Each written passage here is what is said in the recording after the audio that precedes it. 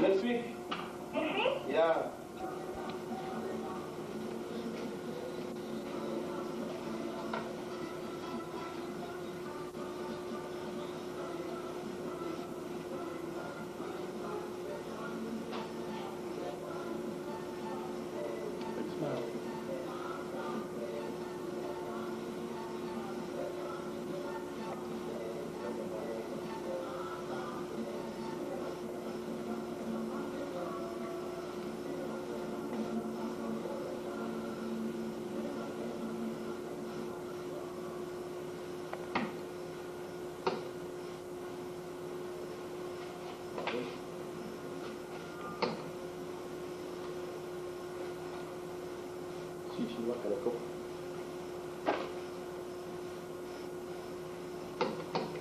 There she is.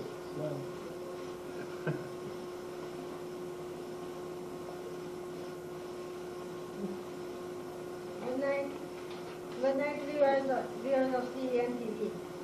I am Lily Constancia from San Ignacio. I am hereby to introduce to you Mr. Joel Smith from Southern Illinois in the U.S. He has come to Belize to talk about Bible prophecies fulfilled by the Baha'i faith and to explain the very positive relationship between the Baha'i faith and Christianity. Joel has been a Baha'i for over 25 years, and he currently has one of the most popular prophecy fulfilled homepage on the internet. To begin with, Mr. Joel Smith.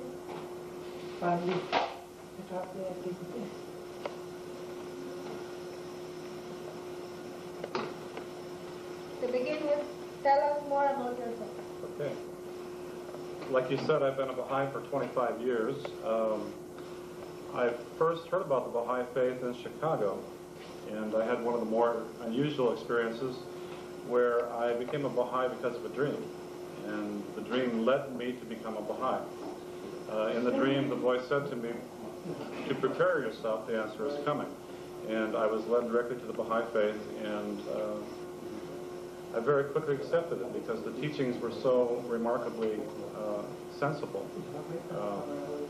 The Baha'i faith teaches the oneness of humanity, that all people, no matter where you're from, no matter what race, no matter what religion, no matter what background, that we're all children of God, and that we all have worth, we all have value, we all have this divine spark, this divine soul within us. The Baha'i faith also teaches that the foundation of all the world's great religions is one, that God has sent the religious to humanity in progressive stages, age after age after age, throughout the whole entire history of humanity. So, from this perspective, from a Baha'i viewpoint, religions like Judaism, Christianity, Islam, Buddhism, Hinduism, Zoroastrian, these are all really the same one religion of the same one God, sent in different stages, at different times, to different peoples on the planet. And so it's all one great united process. The Baha'i faith teaches that religion should be the cause of unity, that true religion unites the hearts of the people together, and it should not cause discord, it should not cause fighting. Baha'i faith also teaches that true religion is consistent with scientific principle. So if something doesn't really sound like it should make any sense, if, for example, some religions teach that people flew away into the sky, that doesn't make much sense. The Baha'i faith would teach that there's probably a spiritual meaning to these kind of things. One of the most important Baha'i teachings is that is the independent investigation of truth. This is the idea that you and I and everyone watching here should investigate truth for themselves and to not worry too much about what other people say and to not be influenced too much by other people's opinions, but to really honestly search for the truth no matter where it can be found. Another one of the really very, very important principles Baha'i faith is the equality of men and women. For the first time in history, a prophet of God has announced to humanity that men and women are equal. He has stated this without any doubt. So this is also a very important teaching. He advised us to abolish all forms of prejudice, to keep our eyes open to truth, and to keep our eyes open to reality, and to give the other guy give him a break, cut some slack, and allow people to be themselves. Everybody doesn't have to be like everybody else. And Baha'is appreciate this diversity. We call this unity and diversity.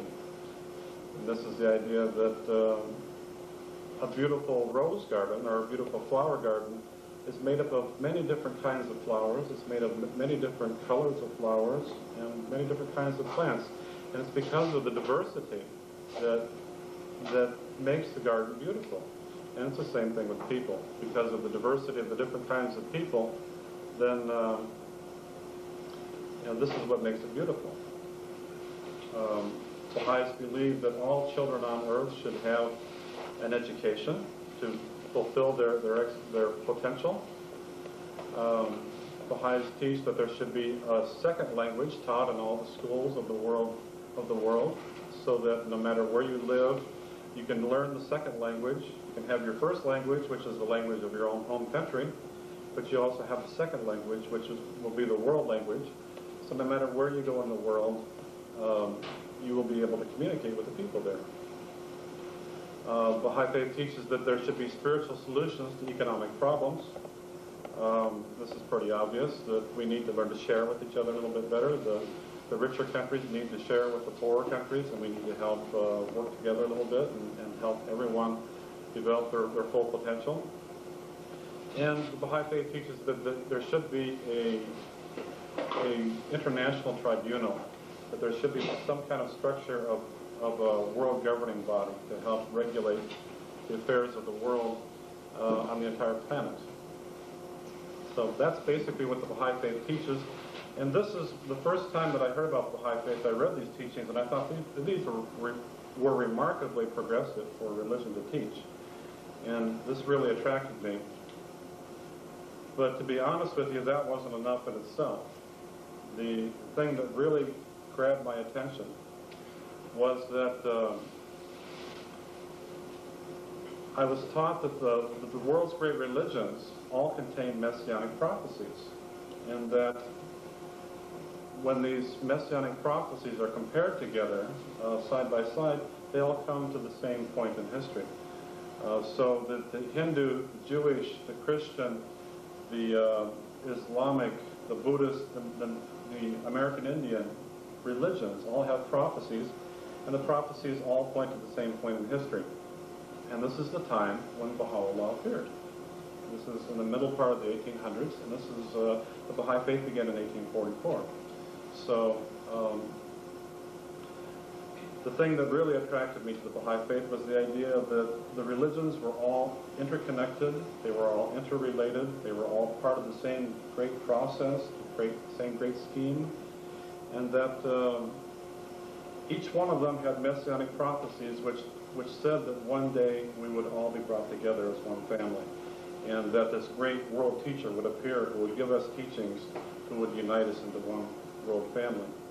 Baha'is believe that the promised one of all religions has appeared, that the prophecies of all religions, the prophecies of Christianity, the prophecies of Judaism, all point to the middle part of the 1800s, and that God did not make a mistake, that the prophet actually did appear, just exactly as foretold, and that in this age, his name is Baha'u'llah. Baha'is, the founder of the Baha'i faith, his name is Baha'u'llah, and Baha'is believe that Baha'u'llah is the promised one of all religions. So that's basically what attracted me initially. What is progressive revelation? Okay, progressive revelation. Progressive revelation is the idea that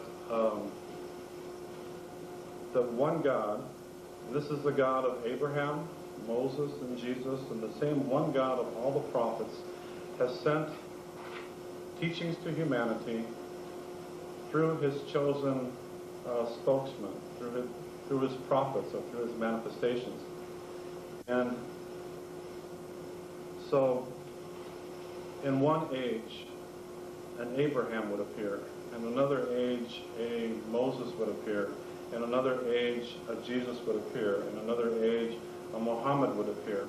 And so, once again, the idea that revelation is progressive, that it is not a one-time thing, that it's a gradually unfolding process, that it is like grades in a school, that you have your first grade teacher, you have your second grade teacher, you have your third grade teacher, and as you progress through the various levels of school, you grow and you mature.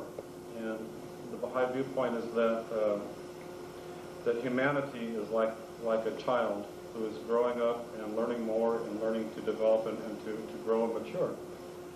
Now, this doesn't mean that any of the teachers are any better than any of the other teachers. It also doesn't mean that they're inferior to any of the other ones. The differences that arise between them is primarily in the nature of the message that they have to give to humanity.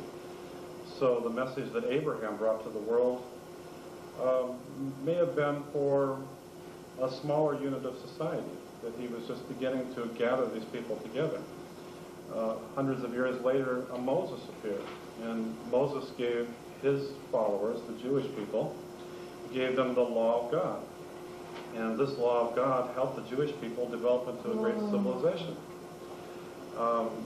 Then, hundreds of years later, Jesus appeared, and Jesus elevated the Jewish law to the level of spiritual principle. And he carried it one step further.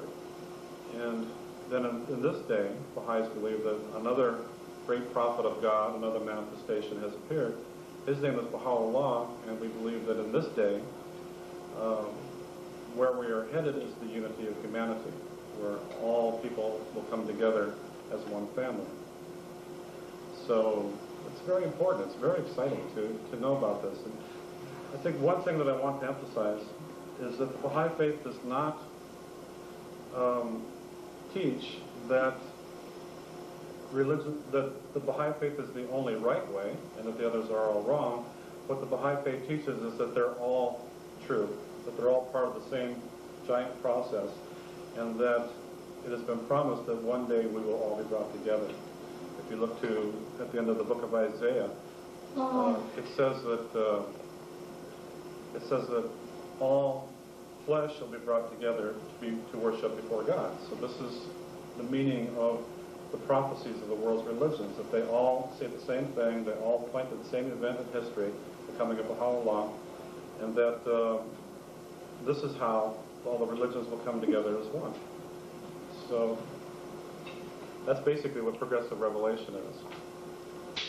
I just want to remind the viewers that they can call to the 3135 here if they have any questions to ask to Mr. Joel Smith. So he's open to any question, any kind that they would like to ask. So, hello, viewers? Hello?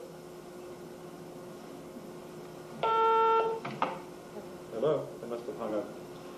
Well, one of the interesting things that I discovered, as I said, all the religions have said that either the founders of the religions have either said that the founder himself would return, or that God would send another like him. And what's fascinating is that they all... Hello? Hello? Hello?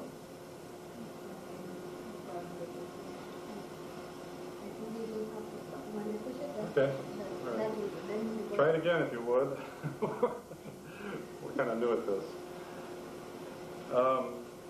In the Hindu religion, the Hindu prophet, his name is Krishna, said that whenever there is decay of righteousness and there is exaltation of unrighteousness, then I myself come forth for the destruction of evildoers for the sake of firmly establishing righteousness. I am born from age to age. So Krishna, the founder of the Hindu religion, says that he himself returns from age to age. Moses, who is the founder of the Jewish religion, said that God would raise up another prophet like himself. This is in Deuteronomy 18. Jesus, of course, foretold the return of his own presence, the presence of God, which would return to the world. And then Jesus also announced that another comforter would come. And Baha'is believe that Baha'u'llah is the return of Christ, and that he is another comforter that Jesus spoke of. In the Islamic religion, there are many prophecies about the coming of the Islamic Messiah, and all these prophecies too are fulfilled by Baha'u'llah. The same thing is true of the Buddhist prophecies. Gautama Buddha said, I am not the first Buddha who came upon earth, nor shall I be the last. In due time another Buddha will arise in the world, a holy one. It says that he will be fully awakened. He will be abounding in wisdom and goodness, happy with knowledge of the worlds, unsurpassed as a guide to mortals, willing to be led, a teacher for gods and men. And what's fascinating is if you compare the numbers in the prophecies side by side, you will find that they all point to the middle of the 1800s, to sometime around the 1844 time period. And that's when Baha'u'llah appeared. That's when the prophecies were fulfilled, and that's when the promised one actually did come. Baha'is believe that the promised one came, that he's given us the teachings which will help us to unite people on a global scale, and he will bring us together as one family. Any other questions? Okay. We are going to ask the viewers if they have any questions to call. And we are sorry if we missed some of the calls because we are new to this. I am new to this, so I don't know if I am doing anything. I'm punching the wrong. Well, I think we'll figure it out. So. We'll figure it out. As you said, we are having a series of meetings, Friday and Saturday, public meetings that I would like to invite people to come to. The meeting is being held at the Baha'i Center in San Ignacio, or Santa Elena. It's on Crystal Ray Road. You go up Crystal Ray Road, the Baha'i Center is right there on the left. And we would like you to come Friday and Saturday about 7 o'clock. Viewers?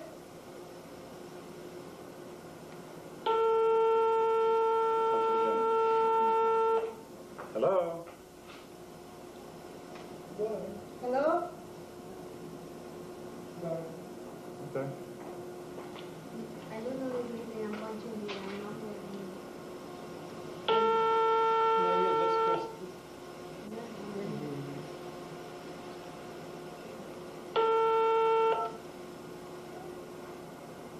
We're having technical difficulties. Once again, I would like to repeat that we are having meetings Friday and Saturday for the public. If you would like to hear about the Baha'i interpretation of the Bible prophecies, we go into great detail of what they mean, what the book of Daniel means, what the book of Revelation means. And one thing that I have found when talking about prophecies is that it's very important to take a look at how prophecies were fulfilled in the past. The prophecies are filled with very colorful imagery.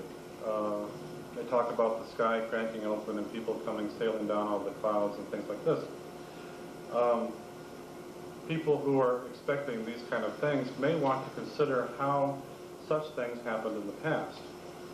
For example, 2,000 years ago, when Jesus appeared, Jesus announced to the world that he was the Christ, the long-awaited Messiah. And the rabbis said to him, that's just not possible.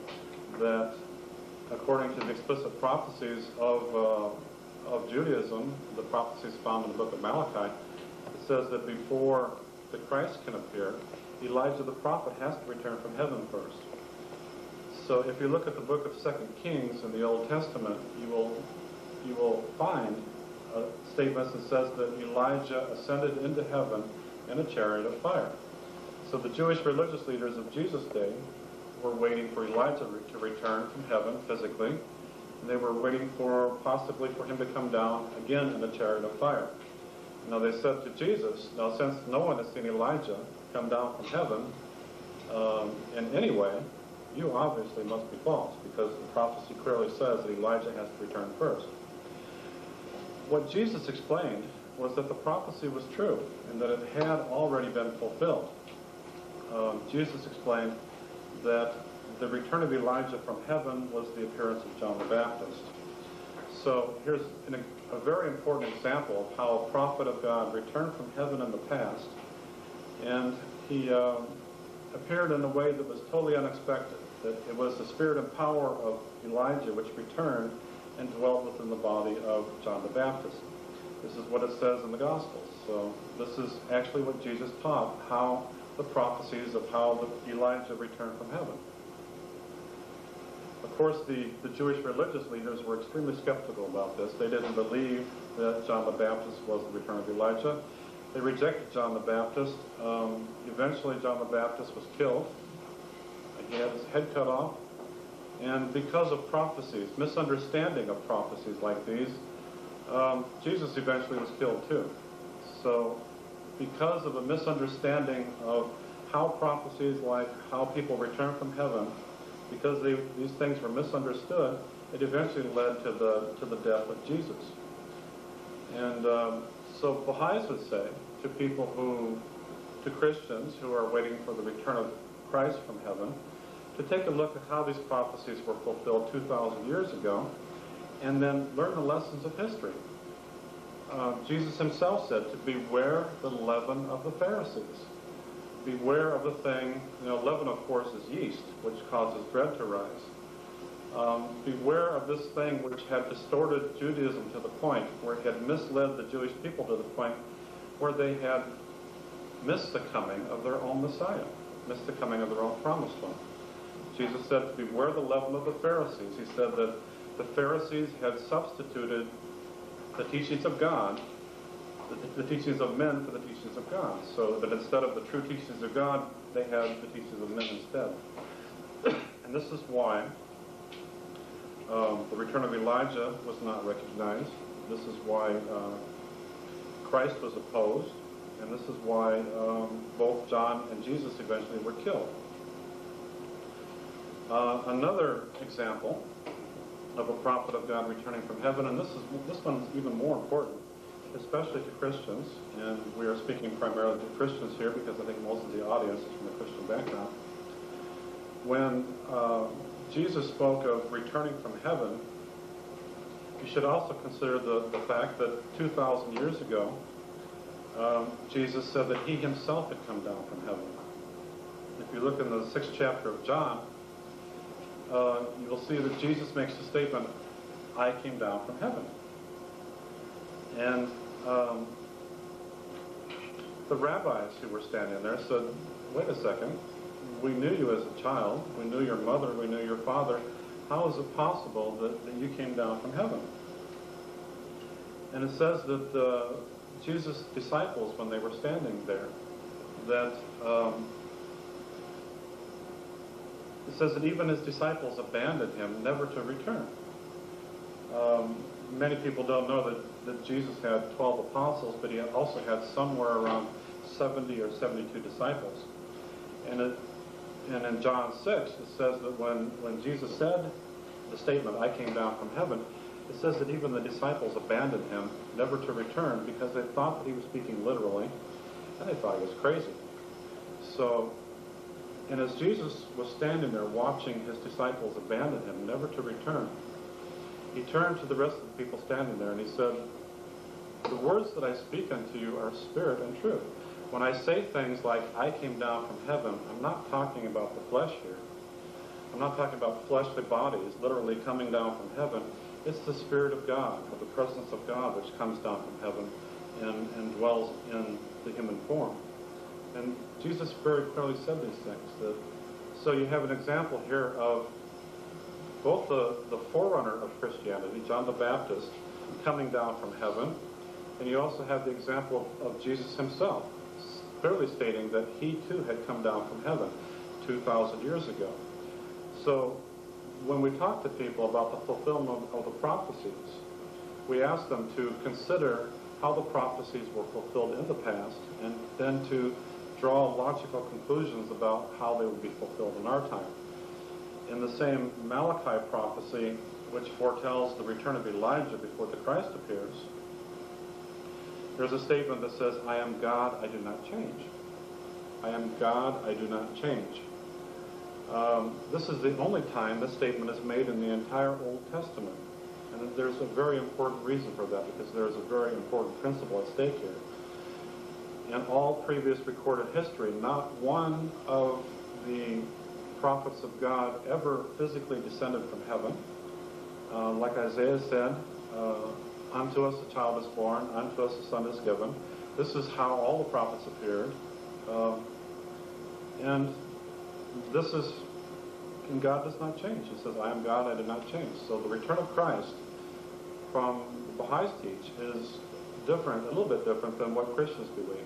Christians believe are waiting for the literal physical return of Jesus himself from heaven. Baha'is would teach that it's the birth of another chosen individual who comes, and it's the same Christ Spirit who descends upon him and dwells in him and speaks through him and gives teachings to humanity through this chosen vehicle.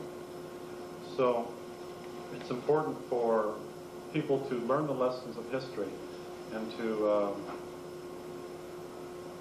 to draw logical conclusions. As I said earlier, the Baha'i faith teaches that science and religion should agree. And scientific principle, it's not consistent with scientific principle for people to physically come down out of the clouds. And it's not even consistent with the teachings of Jesus, where Jesus said that John the Baptist, Elijah had returned to John the Baptist, and Jesus said that he himself had returned 2,000 years ago. So, and Baha'is would say that the same thing is true of Baha'u'llah. The same Christ Spirit who spoke through Jesus, the same Spirit of God who spoke in Jesus, once again has returned to the world at exactly the right time, foretold in the prophecies, and that in this day, his name is Baha'u'llah. He appeared in Israel about 150 years ago, and he has given us teachings which will unite the planet. And I don't know if you're aware of this, but the Baha'i faith right now is the second most widespread religion on earth. In terms of geographical locations, there are Baha'is in every country of the planet. And so the Baha'is have the network in place. And what is beginning to happen now is large numbers of people are starting to come in. Numbers of people are beginning to recognize the fulfillment of the prophecies. Large numbers of people are beginning to have experiences like the one I had, where I was led to this by a dream. We were talking today about some of the stories that we'd heard about people coming to the Baha'i faith through dreams and through visions, and sometimes all they need to do is see the name. Sometimes all they need to do is see a photograph of one of the central figures of the faith, and they recognize him instantly because they've seen him before in dreams. So, is there any other questions? Well, I want to, in the way that you're speaking, is that religion repeats itself. Yes. That message to humanity never changed. Right. He said, I am God, I do not change. Let me talk a little bit about the numbers that are found in the prophecies. As I said before, all the religions have messianic prophecies. So the four major religions of the Middle East are the Christian, the Jewish, the Zoroastrian, and the Islamic religions. And the other religions, of course, also have messianic prophecies. But what is really fascinating is that each one of the prophecies of the four religions of the Middle East all contain numbers. And the numbers are the same numbers in each one of the religions. So, to give you an example of how the prophecies were fulfilled in the past, in the book of Daniel, it talks about there's a 70-week prophecy. And there is a technique to understanding how the numbers should be understood. For example, in the book of Ezekiel and the book of Numbers, it says that days can equal years in prophecy. So, in the Numbers, for example, when in Daniel it says 70 weeks are appointed, and if you figure out the number of days that there are in 70 weeks, so you take 70 weeks times 7 days in a week, you get 490 days. There are 490 days in 70 weeks. According to the statements in Ezekiel and in the book of Numbers, days can equal years in prophecy. So the 70-week prophecy of Daniel actually equals 490 days. There are 490 days in 70 weeks. And using the day for a year principle, it actually is 490 years. So to explain what the 70-week prophecy of Daniel is about, I believe it's in about the 9th chapter, possibly the 10th. It says 70 weeks are appointed from the date of the decree to restore and to rebuild Jerusalem, then shall the Messiah be cut off. So if you take the 70 weeks, figure out that 70 weeks, there are 490 days in 70 weeks, which is actually 490 years using the day for year principle. The date of the decree to rebuild Jerusalem was given by a Persian king named Artaxerxes in 457 BC. At this time, the Jewish people were captive in Babylon. They were captive of the Persian Empire. And it was the Persian king who gave the decree spoken of by Daniel to rebuild the city of Jerusalem. And this was given in 457 BC. So if you take the 70 weeks, or the 490 years, you start at 457 BC and count forward 490 years, the book of Daniel says that this will be the time that the Messiah will be cut off. So you start at 457, you count forward 490 years, it gives you about 33 or 34 AD. According to this prophecy, it foretold the death of Jesus in about the year 33 or 34 AD. This is the book of Daniel. Now, in the book of Matthew, Jesus says when he was asked, when will be the sign of the return of the presence of God? Jesus answers. He says, when you see the abomination of desolation prophecy foretold by Daniel the prophet, that is the time. If you look at the abomination of desolation prophecy, you will find that it's a 2,300-day prophecy, which, in using the day for a year principle, is actually 2,300 years. So starting at the same starting point as the other prophecy, 457 BC, in the first part of it, you count forward 490 years, which is the cutting off of the Messiah, which is the death of Jesus in 33, 34 AD. And you take the second part of the prophecy, which is the 2,300 years, you start at the same starting date of 457 BC, count forward 2,300 days, it gives you 1844. This is the time that Jesus himself said the presence of God would return to humanity. And this is the time that the Baha'i faith began. This is the time when the forerunner of Baha'u'llah began to teach. And this is the 1844 prophecy. And this is only one example of prophecies from the Bible. This particular one is from the book of Daniel and from the book of Matthew 24. And what's interesting is if you look at the book of Revelation, in the 17th chapter, John speaks of beasts who will appear. These are animals, beasts. And he refers to the beast of the past. He said he refers to the beast who is, and he refers to the beast who is yet to arise. If you look at the book of Daniel again, you will find that Daniel also speaks about these beasts, these animals, and he identifies them as the non-Jewish empires which had conquered Jerusalem. So beginning in the 6th century BC, you had the Assyrians come. After the Assyrians, the Jews were captured by the Babylonians. After the Babylonians, they were conquered by the Persians. After the Persians, they were conquered by the Greeks. And some of these empires actually split, so there's actually more than 4. So in the 17th chapter of the book of Revelation, John speaks of the beasts who were, and these are the beasts that Daniel referred to, the beasts who had conquered Jerusalem in the past. And then John speaks of the beast who is, who in John's day was the Roman Empire. The Roman Empire was the one who arose after the others to conquer Jerusalem, and the Romans were the ones who were in control of Jerusalem at the time that John was writing. So this, John refers to the beasts who were, the beast who is Rome. Then he speaks of another beast who is yet to arise. And he states that in another way, he speaks of the kings of the past, the kings now, and the kings who are yet to come. Obviously, these are empires. So, you may want to ask yourself, who is the only empire after the Romans who arose to conquer Jerusalem? And there's only one. This is the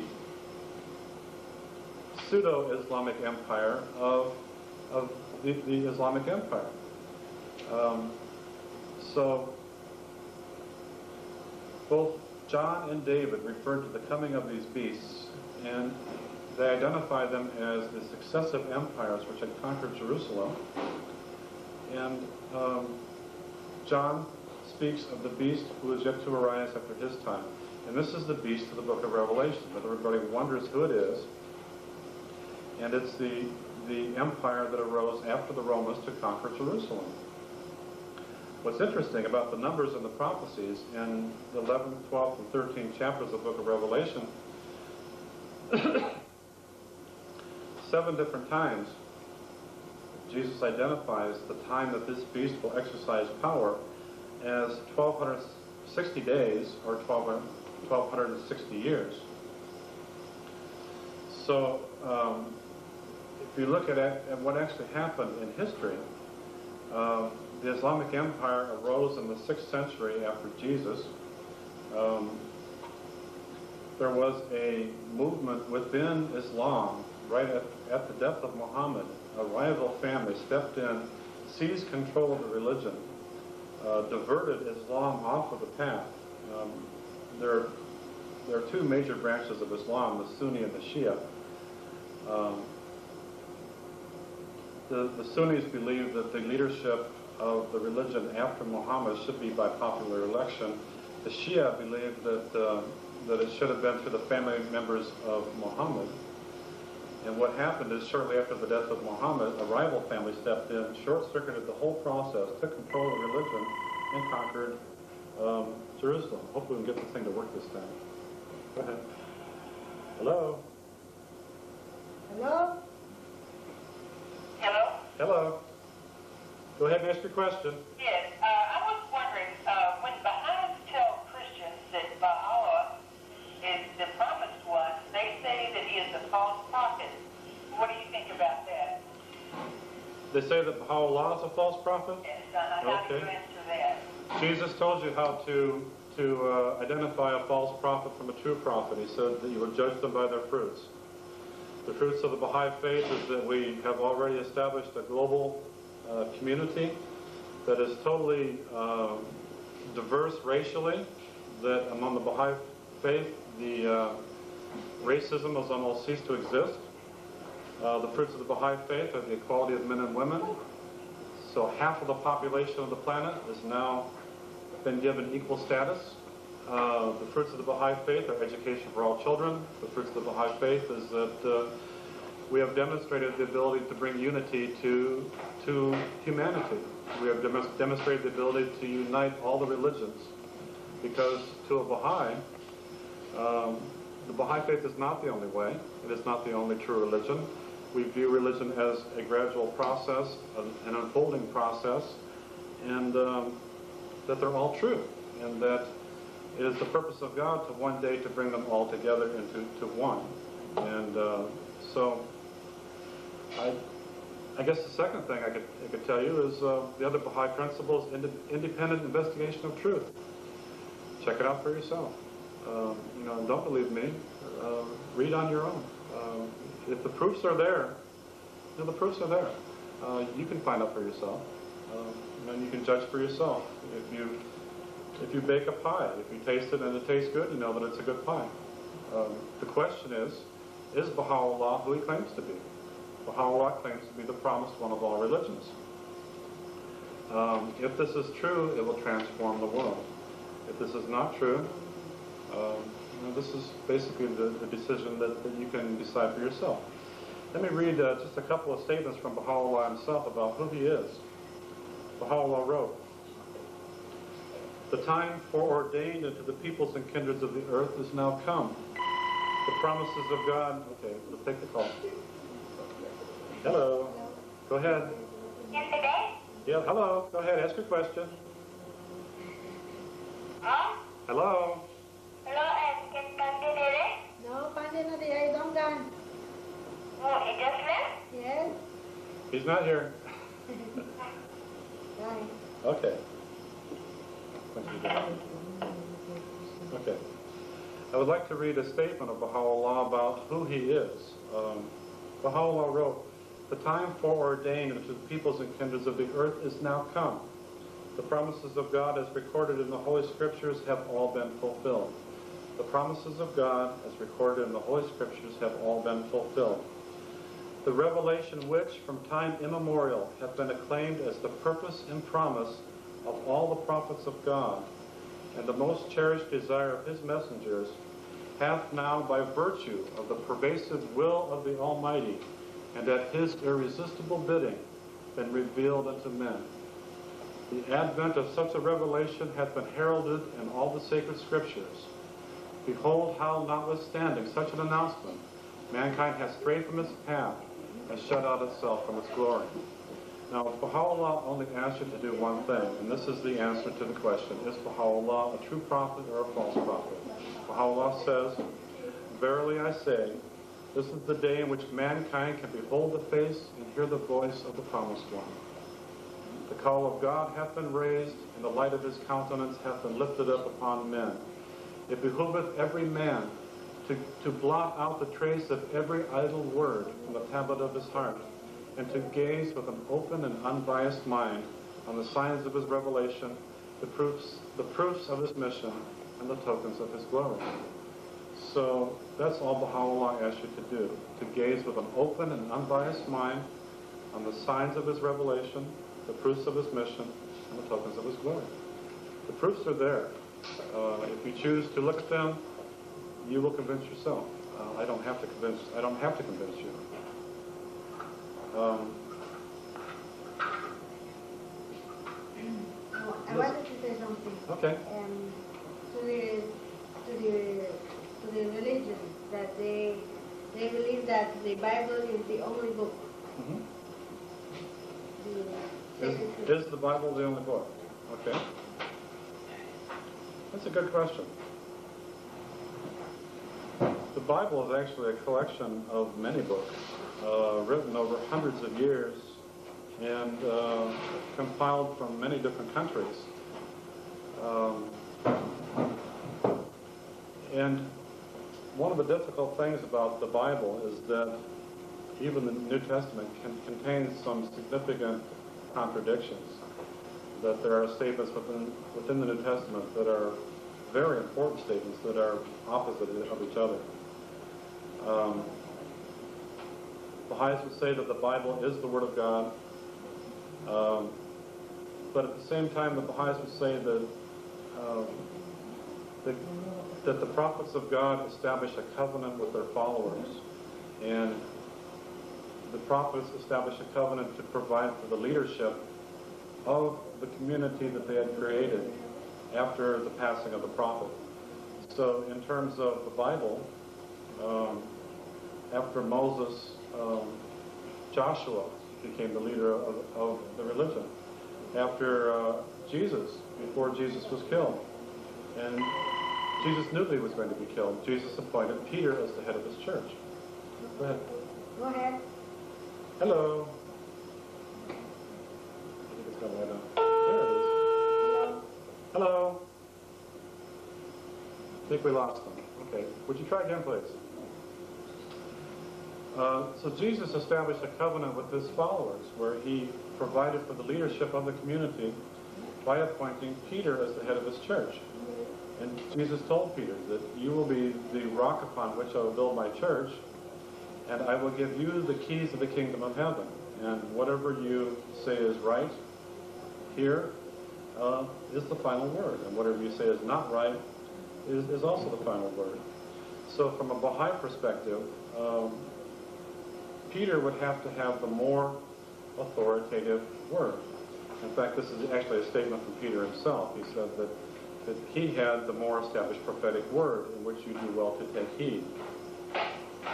Now, if you look at the writings of Peter, you will find that Peter used the keys of his authority, the keys of the kingdom, to endorse the writings of only one other person. And in 2 Peter, if you look at the very end of the book of 2 Peter, you will find that Peter endorses the writings of one whom he called his trusted friend and brother, the Apostle Paul.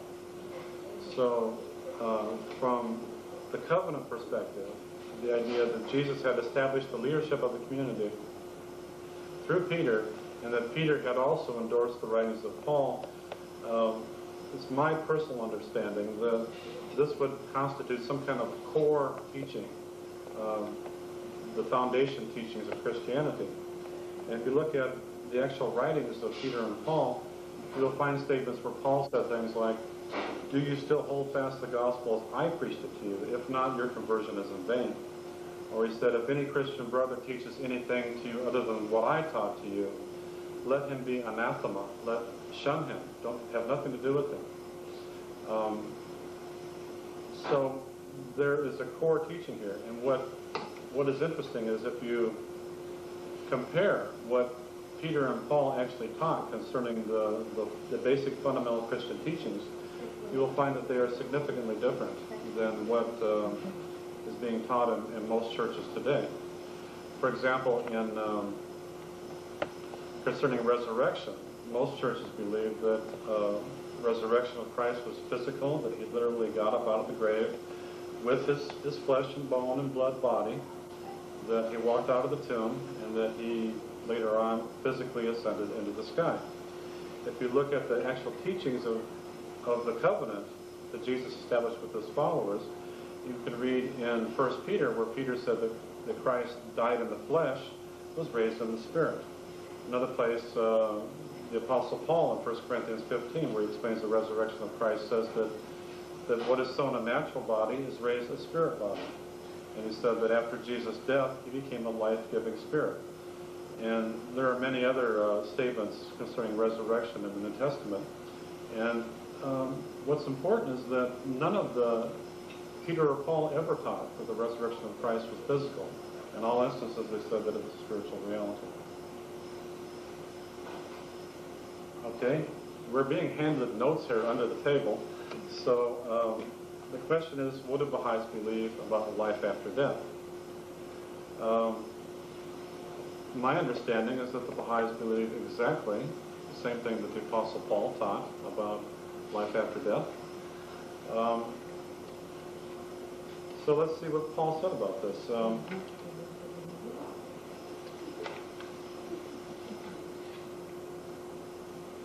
As I said, the Apostle Paul said concerning resurrection, which is another way of saying life after death, that when we die, what is sown in a natural body of physical flesh and bones is raised a spirit body.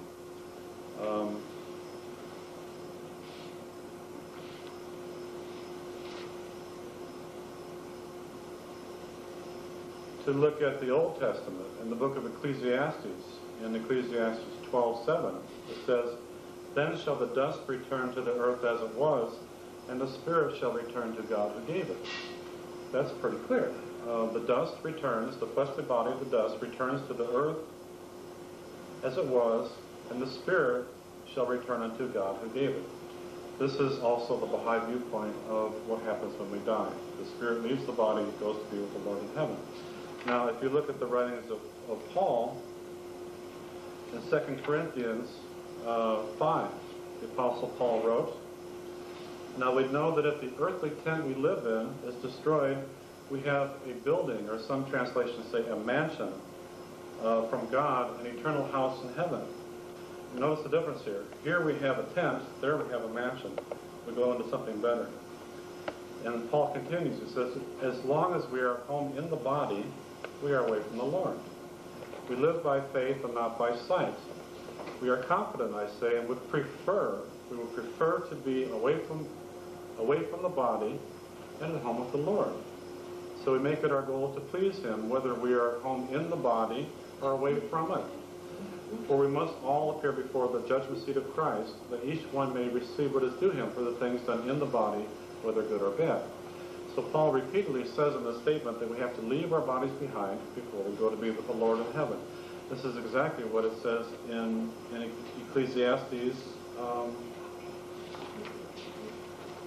Ecclesiastes 12:7. There is no inconsistency here. The Baha'i teachings are identical with what the Apostle Paul said. The Baha'i teachings are identical with what the Old Testament and Ecclesiastes said. If you look at, once again, in the writings of the Apostle Paul, in Philippians 1:23, the Apostle Paul says, I am torn two ways. What I should like is to depart and to be with Christ. But for your sake, there is greater need for me to stay on in the body.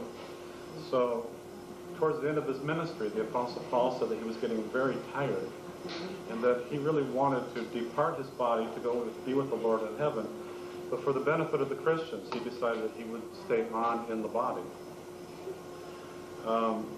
Then in 2 Timothy 4:6, which possibly was the last letter or book that Paul wrote, Paul says that the time of my release is here. And if you know the story of the Apostle Paul, you know that he was killed by the Romans, that he was beheaded. So Paul refers to his own death as a release. And in 2 Corinthians, he says that we should prefer to leave our body behind, go to be with the Lord in heaven. The Apostle Peter also said the exact same thing. In 2 Peter 1:13, he says, I think it right, as long as I am in the body, to arouse you by way of reminder, since I know that the putting up of my body shall be soon, as our Lord Jesus Christ showed me. And I will see to it that after my departure, you may be able at any time to recall these things, for we did not follow cleverly devised myths. So the Apostle Peter says that the putting off of his body would be soon also. And if you know Christian history, you know that both Paul and Peter were killed at right about the same time in history. They both lived in Rome. Peter refers to Paul as his friend and brother, and they both were killed at approximately the same time. And Peter refers to this as the putting off of my body. So what the Bible, the Orthodox version of Christianity, what the covenant viewpoint of Christianity teaches, that is that when the body dies, the spirit survives. The spirit leaves the body, goes to be with the Lord in heaven, and Paul explains that this is something that is so wonderful that not only should we not fear death, but we should actually prefer it, and that we should joyously look forward to it. And in the Baha'i writings, it says, I have made death a messenger of joy to thee, wherefore dost thou grieve? Baha'is believe that death, when we leave the body, that it is such a joyous experience that we wonder why we were afraid of it. So, are there any other questions? No, you have already answered Okay. it because I had a question to ask. What happened to our soul? So. Okay, what happens to our souls when we die? It says that we don't really know what heaven is. All we know is that there's something there, that when we die, our spirit leaves our bodies, and that it goes somewhere else, and that it's called heaven. It's nearness to God, and that it's wonderful. So when people speak about this about just the good will be saved and the bad will go to hell, and that there is cielo in heaven And hell? and heaven. Yeah.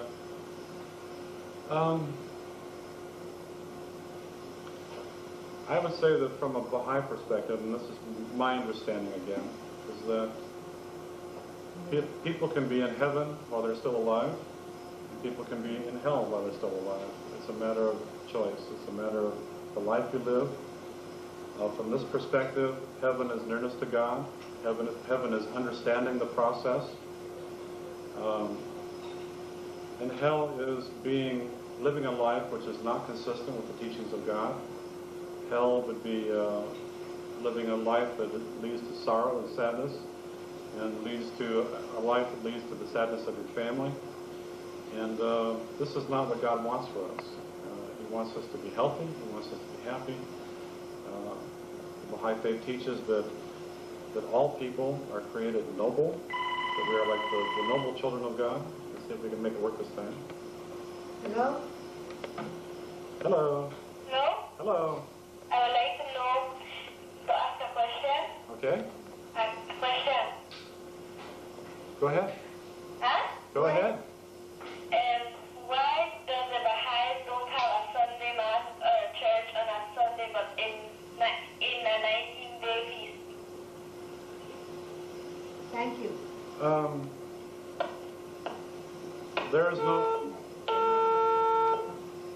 There really is no reason why Baha'is could not meet on Sunday. There is no reason why Baha'is could not meet on Friday or Saturday. It says in the Bible, in the Old Testament, to remember the Sabbath day and to keep it holy. And it's my understanding that the Apostle Paul raised things, the Jewish law, to the level of spiritual principle. And that in this day, all days are holy. Every second of the day should be devoted to God. It should be set aside. Hello?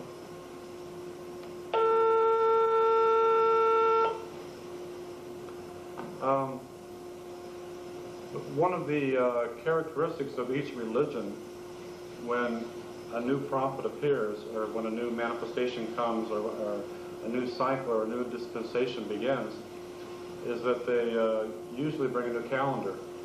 And of course, the same thing was true with Moses. The Jewish people have the Jewish calendar. Same thing is true with Jesus, that there is a Christian calendar. It really wasn't started by Jesus, but there is a Christian calendar. The same thing is true with Islam, the religion of Muhammad. There is an Islamic calendar, and the same thing is true with the Baha'i faith. The Baha'is once again believe that in the middle part of the 1800s, the promised one came. The promised one whose coming had been foretold in all the prophecies actually did appear. And one of the things that he did was to also create a new calendar. So you were asking about why Baha'is meet every 19 days. It's because this is the way it was set up by Baha'u'llah. The Baha'i year has 19 months of 19 days. So that's why. So thank you for asking that. As I said before, the Baha'i principle of independent investigation of truth asks that you investigate things for yourself, and we appreciate your questions. And I would also like to take this moment to remind you that there are going to be meetings at the Baha'i Center Friday and Saturday at 7 o'clock. And as most of you probably already know, this is on Cristo Rey Road in Santa Elena. So if you go up Cristo Rey Road, the Baha'i Center is right there on the left. We invite you to come. Baha'is don't argue. We don't fight, and everyone is welcome. We don't try to make people feel bad about themselves. We don't try to convert people. Right now, all we want to do is talk to people and to answer questions. As I said, Baha'u'llah said to investigate the truth of this with an open and unbiased mind. This is all we ask people to do. So if you want to come to the Baha'i Center Friday and Saturday, you are welcome to do so, 7 o'clock. And we can sit and talk just like this. We can try to answer any questions that you have. Do we have another question? There is a question to us about does the Baha'i has a preacher? Do the Baha'is have a preacher? Good question. I am not a preacher. I am not a minister. I am no better than any other Baha'i. I'm just an ordinary Baha'i. Baha'i faith has no clergy, we have no priests, we have no ministers, we have no rituals, we have no sacraments.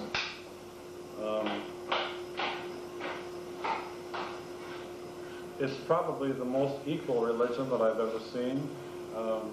We have elected governing bodies where, for example, in San Ignacio, the local Baha'i governing body is elected. This is a body of 9 people who are elected once a year. And the local assembly is what it's called.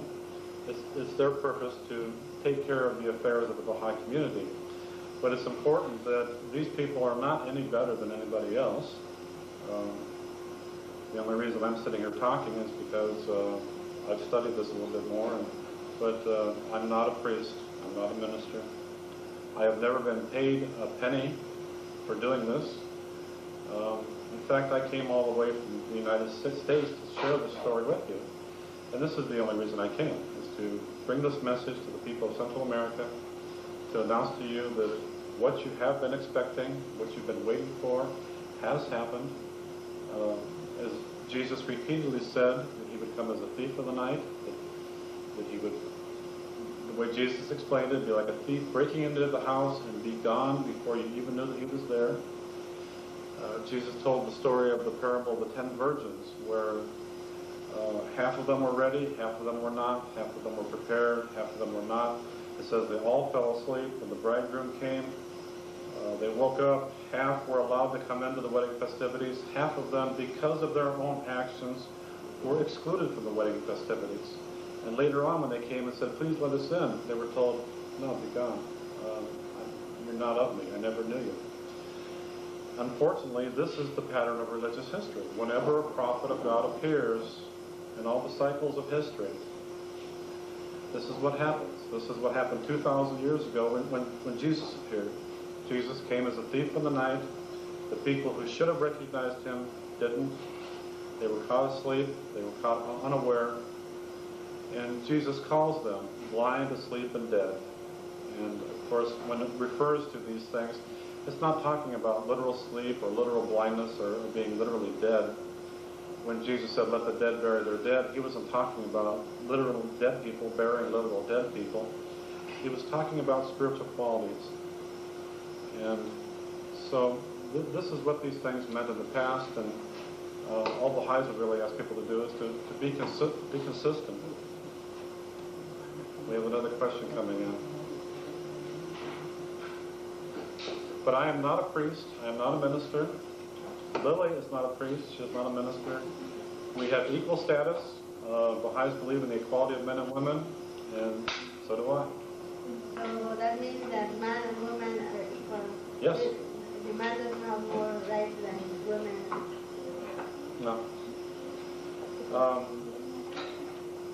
It's my understanding that the Baha'i community is based on the principle of consultation, and that a family in this day should also be based upon the principle of consultation.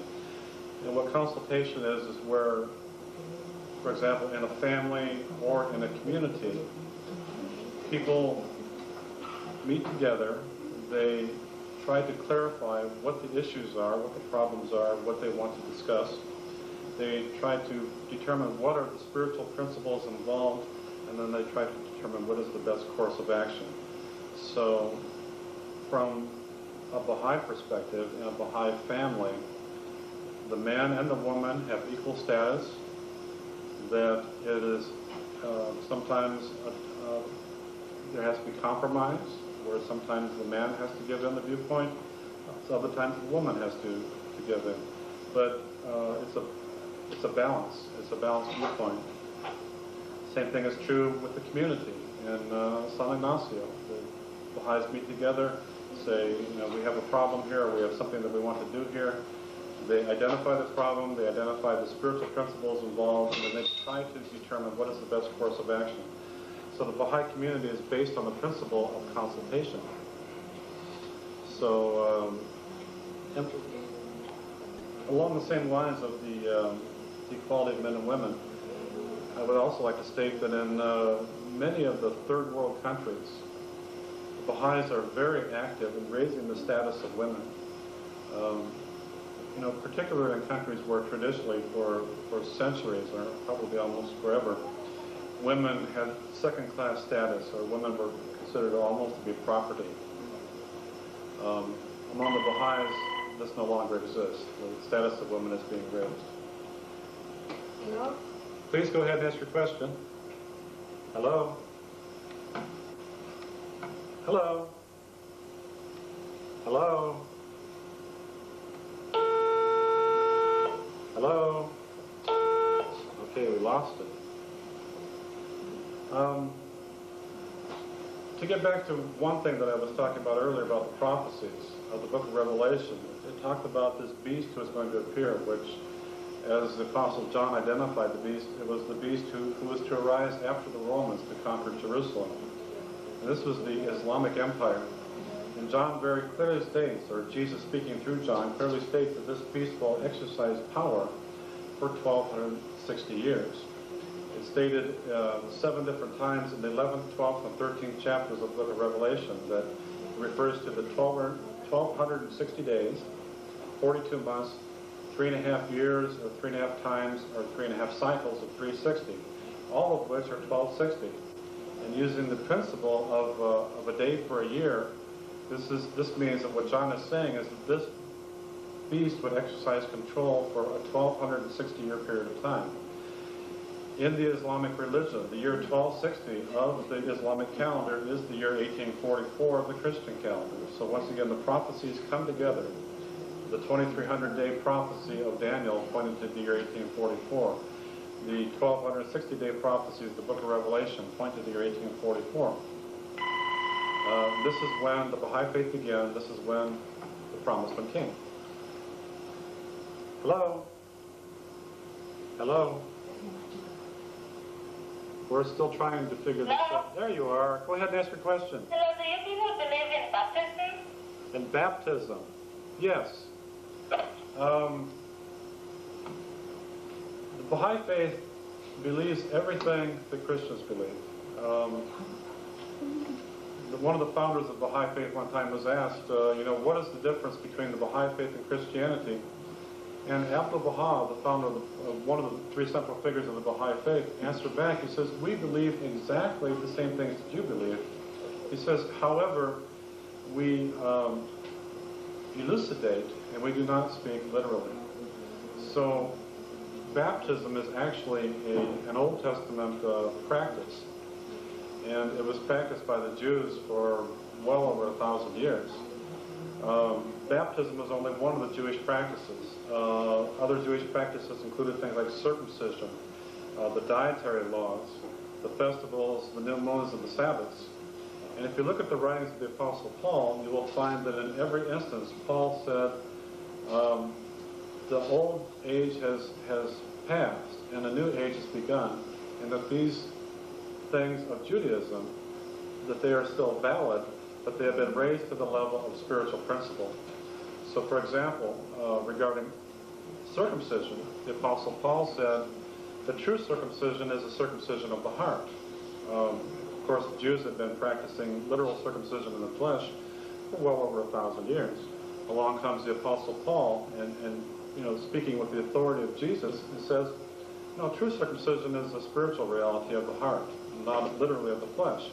And Paul said, if you have already been circumcised, okay, don't worry about it, stay circumcised. If you have not been circumcised, then don't be circumcised. It's a spiritual principle. Using the same thing, the idea of baptism, Paul spoke of the baptism of repentance. And once again, we raise it to the level of spiritual principle. Go ahead. Hello? Hello, are you there? No. Hello, are you there? Looks like we lost him again. Okay, we were talking about baptism, and we were talking about... She's back. Hello, are you there? Hello? Hello? Okay, we lost you again. This thing's not working. It's probably our fault, so if it's our fault, we apologize. In all instances, Paul raised the old Jewish practices to the level of spiritual principle. Circumcision, he says, no, true circumcision is a spiritual reality of the heart. Baptism is the baptism of repentance, the idea of changing your attitudes and your viewpoint. Baptism was a washing of the body. What Paul was saying is he wanted us to wash our spirits and to wash the impure qualities out of our lives, referring to things like the dietary laws. The Apostle Paul said, God doesn't care what you eat. Eat whatever you want as long as it doesn't offend someone else. Unity of the community is more important than worrying about what we eat. The Apostle Paul also wrote, he said, do you still observe festivals, days, months, and Sabbaths? He says, I fear for you lest I've labored among you in vain. So all of these old Jewish practices, Paul raised to the level of spiritual principle. So yes, Baha'is believe in baptism, but it's the baptism that washes the impure qualities out of our lives, not a baptism of, as the New Testament refers to, of water, spirit, or fire. All of these things are cleansing and purifying. Water cleanses and purifies the body. The fire cleanses gold, burns the impurities away from the gold. And of course the Spirit, the baptism of the Spirit, which is also referred to in the New Testament, is something that gives us, regenerates our lives. And so, yes, Baha'is believe in baptism, but not the baptism that many Christians have come to believe in today. As I said, we have no priests, we have no ministers, we have no rituals, and hopefully we can get this thing to work. Hello. Hello. Yes. Okay, I was wondering about if Jesus Christ showed the example about how to be baptized, Yeah. and it says in Acts 2:38 Okay. that Peter told everyone to be baptized and repent. And why isn't it that you guys baptize by water? Okay. Well, once again, from a Baha'i viewpoint, the most important thing is the covenant that Jesus established with his followers. And the covenant was established through Peter. And my first question that I would ask is, what did Peter say about baptism? Peter said nothing about baptism because Peter considered baptism to be unimportant. This is in the actual writings of Peter himself. The book of Acts, by the way, was written decades after Peter's death by someone who wasn't even there. You may want to look at what the Apostle Paul wrote about baptism, and all he really said about baptism is he referred to the baptism of repentance. And this is what the true baptism was. Hello. Yes, I was calling to want you to look up. Have you got a Bible there? Sure do. Go right ahead. Yes, if you could look up Proverbs 14:12. Okay, and what does it say? That's what I believe about the Baha'i faith. You know, when you talk about the Baha'i being separate from Jesus, you're barking up the wrong tree as a dog, you might say. But Okay. would you read Proverbs 14:12 for me? 780, okay. You don't have it there? 14 what? I know what it is. I want you to read it directly from the Bible. I don't want nobody to be misled. Okay. It says, in the mouth of the foolish is the rod of pride, but the lips of the wise shall No, preserve that's them. not what 14:12 says. What Bible are you reading from? 14, that's 14:3. 14:12. There is a way which seemeth right unto a man, but the end thereof are the ways of death. Okay, that's the Baha'i faith, sir. Okay. You have to find the ways of Jesus if I was you. Okay. As I said, Baha'is believe in the independent investigation of truth. I don't mind that you believe that we think that we're totally wrong. That's exactly what the Jewish religious experts thought 2,000 years ago. All we ask you to do is gaze with an open and unbiased mind on the signs of his revelation, the proofs of his mission, and the tokens of his glory. The pattern of religious history is that from time to time God sends a prophet to humanity, and that I really can't think of any instance where the prophet was not opposed by the people that he appeared to. There are certainly no indications in any of the Christian prophecies that anything is going to be any different this time. The coming of the return of the Christ, the return of the Christ presence, is described as a war. where sides are marshaled against each other, the war of the sons of light against the war of the sons of darkness. If Christ is going to literally descend from heaven with multitudes of angels and smite the earth, who would dare to oppose him? How could there be a war? The pattern of religious history is that from age to age, God sends prophets to humanity. They all come born as children. Unto us a child is born, unto us a son is given. At a certain point in the history of their development, they began to teach, they began to tell humanity that I have come to you with a message from God. And almost invariably they are opposed. So if you want to think that we are deceived, fine, I don't mind that. Hello. What? Go ahead and ask your question. Hello. Hi. Yes, I want to know if you all believe that the world is going to come to an end, Okay. and it is going to be a big change. Good question. And then, how does that apply to you all? Who do you figure all this out? Okay. Yeah, good question. Thank you for asking that.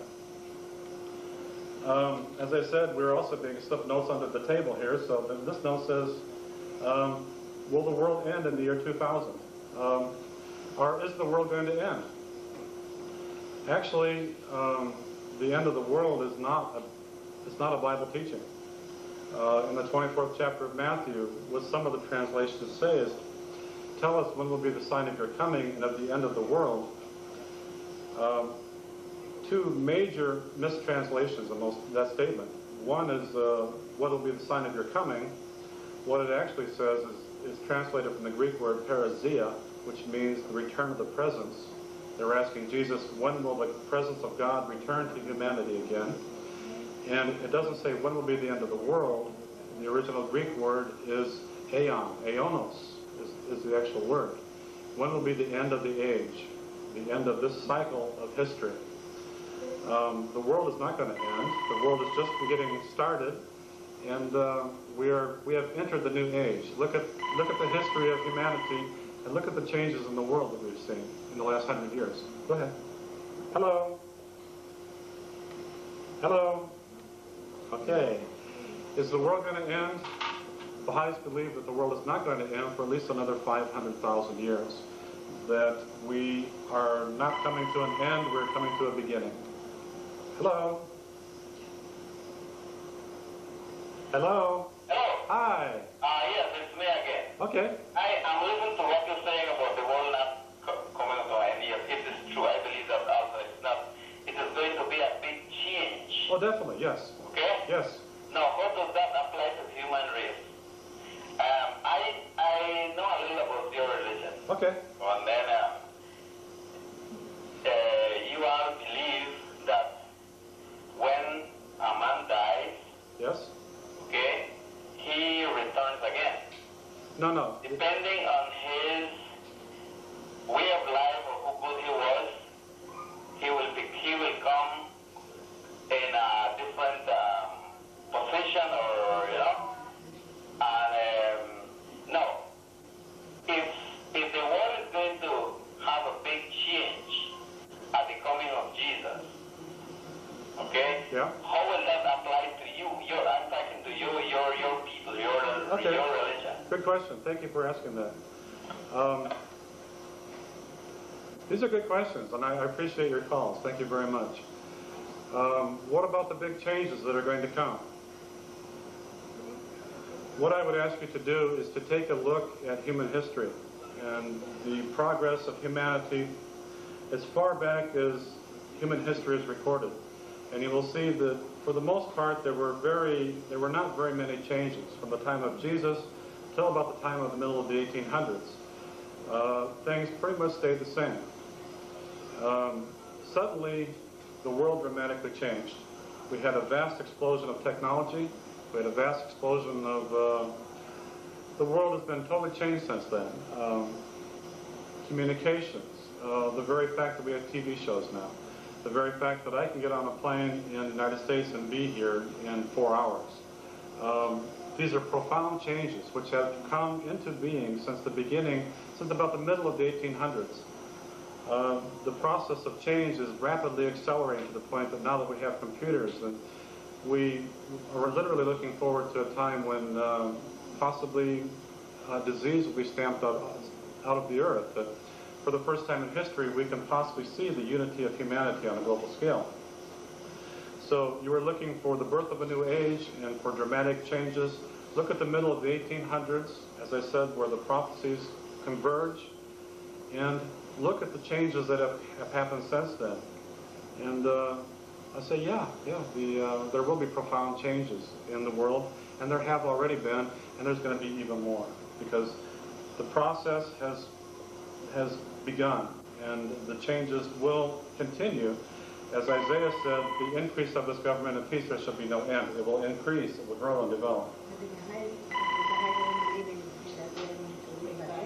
Oh no, Baha'is do not believe in reincarnation, if that's what you were saying. Hello, go ahead and ask your question. Hello. Hi. Yeah, this is me again. Hi. What's your name? What's your name? Okay. My name's Joel. Now, I can see what you're trying to explain to them about this change. Yes. I think we're a little confused. I'm talking about biblical changes. Okay. Promise that Jesus left. Yeah. That's what we're talking about too. Let's say, what is the meaning? What's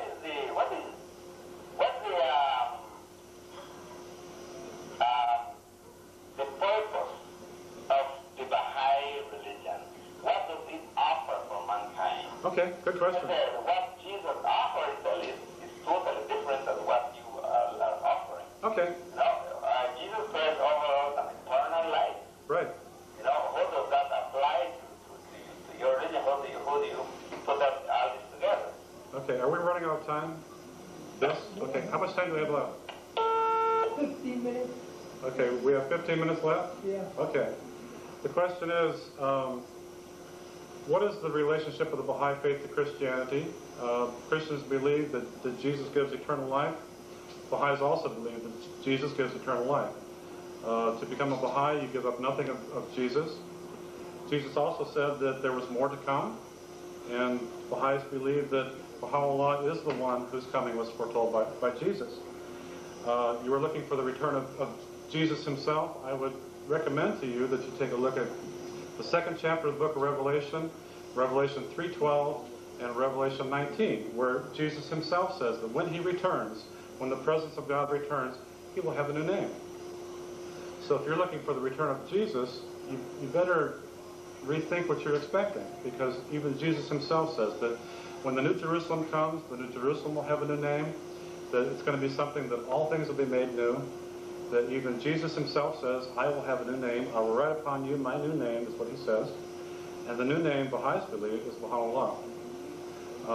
And this is not taken out of nowhere. It is biblical. It's from the Old Testament, from the book of Leviticus, chapter 27. It's also a prophecy that we could talk about. I think we're running out of time here, but come over to the Baha'i Center Friday and Saturday. We could talk about it in detail. Bring your Bible. We're not mean people. What? You should have words. Okay. So even Jesus himself said that the return of the presence, or as he also said, the coming of another comforter, is what he described, will come with the new name. Jesus referred to the New Jerusalem descending.